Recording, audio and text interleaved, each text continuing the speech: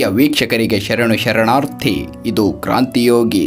ಬಂಧುಗಳೇ, ಇವತ್ತಿನ ದಿನ ಯುವಕರಿಗೆ ಎಲ್ಲ ರೀತಿಯ ಸೌಲಭ್ಯಗಳಿದ್ರೂ ಎಲ್ಲೋ ಒಂದು ಕಡೆ ಆತ್ಮವಿಶ್ವಾಸದ ಕೊರತೆಯಾಗಿರ್ಬೋದು, ದುರ್ಬಲತೆಯಾಗಿರ್ಬೋದು, ನಿರಾಸಕ್ತಿಯಾಗಿರ್ಬೋದು, ಆಲಸ್ಯವಾಗಿರ್ಬೋದು ಮನಸ್ಸಿನ ಒಳಗೆ ಬಂದು ಕೂತು ಬಿಟ್ಟಿದೆ. ಯುವಕರು ಎಷ್ಟೇ ಪ್ರಯತ್ನ ಪಟ್ಟರೂ ಅವುಗಳನ್ನು ಒಡೆದು ಓಡಿಸೋಕೆ ಆಗದೆ ನರಳಾಡ್ತಿರೋದನ್ನ ಕಾಣಬಹುದು. ಯುವಶಕ್ತಿಯ ರಹಸ್ಯವನ್ನ ಏನಾದರೂ ಈಗಿನ ಮಕ್ಕಳು ಕಂಡುಕೊಂಡ್ರೆ ಪ್ರತಿಯೊಬ್ಬರು ಸಾಧಕರಾಗೋದ್ರಲ್ಲಿ ಅನುಮಾನವೇ ಇಲ್ಲ ಅಂತ ಸ್ವಾಮಿ ವಿವೇಕಾನಂದರು ಹೇಳ್ತಾರೆ. ಅಂತಹ ಯುವಶಕ್ತಿಯ ರಹಸ್ಯವನ್ನ, ಸ್ವಾಮಿ ವಿವೇಕಾನಂದರ ಸ್ಫೂರ್ತಿದಾಯಕ ಮಾತುಗಳನ್ನು ನಾವಿಲ್ಲಿ ನೋಡ್ಕೊಂಬರೋಣ. ಅದಕ್ಕೂ ಮುಂಚೆ ನಮ್ಮ ಚಾನಲ್ನ ಸಬ್ಸ್ಕ್ರೈಬ್ ಮಾಡ್ಕೊಂಬಿಡಿ, ಹಾಗೆ ಬೆಲ್ ಬಾರಿಸಿ ಲೈಕ್ ಕೊಡೋದನ್ನು ಮರಿಬೇಡಿ. ಯುವ ಮಿತ್ರರೇ, ಯಾವ ಕಾರಣವೂ ಇಲ್ಲದೆ ಕೆಲವರು ನಿಮ್ಮನ್ನು ದ್ವೇಷ ಮಾಡ್ತಾ ಇದ್ದಾರೆ ಅಂದರೆ ನೀವು ನಿಮ್ಮ ಜೀವನದಲ್ಲಿ ಹಂತ ಹಂತವಾಗಿ ಮೇಲೇರುತ್ತಿದ್ದೀರಿ ಎಂದರ್ಥ. ಜಗತ್ತಿನ ಯಾವ ಟೀಕೆಗಳಿಗೂ ಹೆಚ್ಚು ತಲೆ ಕೆಡಿಸಿಕೊಳ್ಳಬೇಡಿ. ಯಾಕಂದರೆ ನೀವು ಹೇಗಿದ್ದರೂ ಜನ ನಿಮ್ಮನ್ನು ಟೀಕಿಸಿಯೇ ಟೀಕಿಸುತ್ತಾರೆ. ನೀವು ಅತ್ತರೂ ಟೀಕಿಸುತ್ತಾರೆ, ನೀವು ನಕ್ಕರೂ ಟೀಕಿಸುತ್ತಾರೆ, ಕೊನೆಗೆ ನೀವು ಸತ್ತರೂ ಟೀಕಿಸುತ್ತಾರೆ. ನಮ್ಮ ಜೀವನದಲ್ಲಿ ಬರುವ ಎಲ್ಲ ಕಷ್ಟಗಳಿಗೆ ಎರಡೇ ಔಷಧಿಗಳು, ಒಂದು ಪರಿಶ್ರಮ, ಇನ್ನೊಂದು ತಾಳ್ಮೆ. ಸೋಲು ಹಾಗೂ ಗೆಲುವುಗಳನ್ನು ಸಮನಾಗಿ ಸ್ವೀಕರಿಸಿ.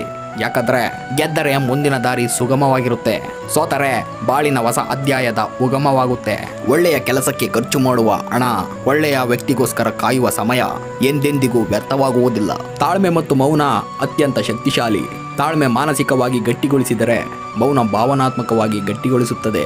ನೀವು ಹೋರಾಟ ಮಾಡದಿದ್ದರೂ ಪರವಾಗಿಲ್ಲ, ಆದರೆ ಮಾರಾಟವಾಗಬೇಡಿ. ನೀವು ಯಾರನ್ನು ನಿರುಪಯೋಗಿ ಎಂದು ದೂರ ಇಕ್ಕಬೇಡಿ. ಯಾಕಂದ್ರೆ ನೀವು ಬೇಡವೆಂದು ಎಸೆದ ಕಲ್ಲು ಮುಂದೊಂದು ದಿನ ಎಲ್ಲಿಯೋ ಶಿಲೆಯಾದೀತು. ಅಂದು ನೀನು ಸಹ ತಲೆಬಾಗಬಹುದು. ಸಮಯ ಯಾರನ್ನ ಎಲ್ಲಿಗೆ ಬೇಕಾದರೂ ಕೊಂಡೊಯ್ಯಬಹುದು. ನಮ್ಮ ಸಮಾಜದ ಜನರು ಸೊಟ್ಟಾಗಿರೋವರನ್ನ ಬಿಟ್ಟು ಬಿಡ್ತಾರೆ, ನೆಟ್ಟಗಿರೋವರನ್ನ ಬಗ್ಗಿ ಬಡಿಯುತ್ತಾರೆ. ಒಳ್ಳೆಯ ಮರಕ್ಕೆ ತಾನೇ ಕೊಡಲಿಯೇಟು.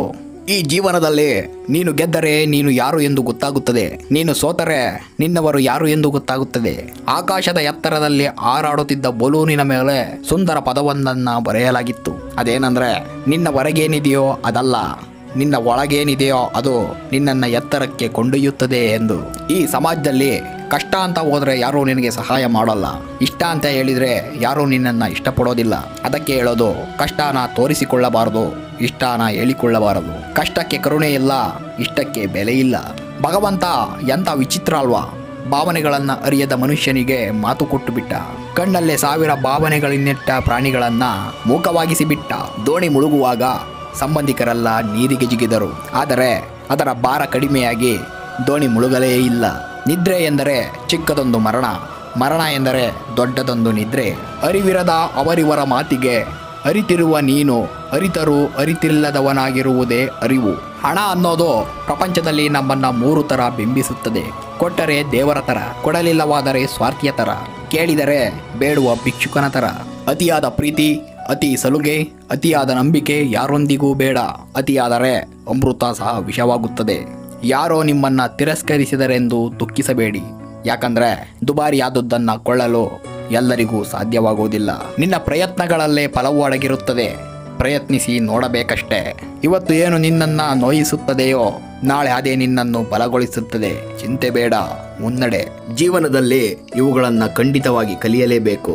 ಯಾರನ್ನು ನಂಬಿ ಕೂತ್ಕೋಬಾರ್ದು, ಸಿಗದೇ ಇರೋದನ್ನ ಆಸೆ ಪಡಬಾರ್ದು, ಬೆಲೆ ಕೊಡದವರ ಹತ್ರ ಚಪ್ಪಲಿ ಸಮೇತ ಬಿಡಬಾರದು. ಕೆಲವೊಮ್ಮೆ ಚಿಕ್ಕ ನಿರ್ಮಾಣದಲ್ಲೇ ನಿನಗೆ ಚಿಕ್ಕ ಪಾತ್ರವೇ ಸಿಗಬಹುದು, ಆದರೆ ನಿಷ್ಠೆಯಿಂದ ಮಾಡಿದರೆ ಅದರ ಪರಿಣಾಮ ದೊಡ್ಡದಾಗಿ ಲಭಿಸುತ್ತದೆ. ಬೆಳೆಯುವ ಇಚ್ಛೆ ಇದ್ದರೆ ಎಲ್ಲ ಕಡೆ ಅವಕಾಶಗಳೇ. ಪ್ರಯತ್ನ ನಿಲ್ಲಿಸಿ ಸೋತು ಹೋದವರು ಇದ್ದಾರೆ, ಆದರೆ ನಿರಂತರವಾಗಿ ಪ್ರಯತ್ನಿಸಿ ಸೋತವರು ಈ ಪ್ರಪಂಚದಲ್ಲಿ ಯಾರೂ ಇಲ್ಲ.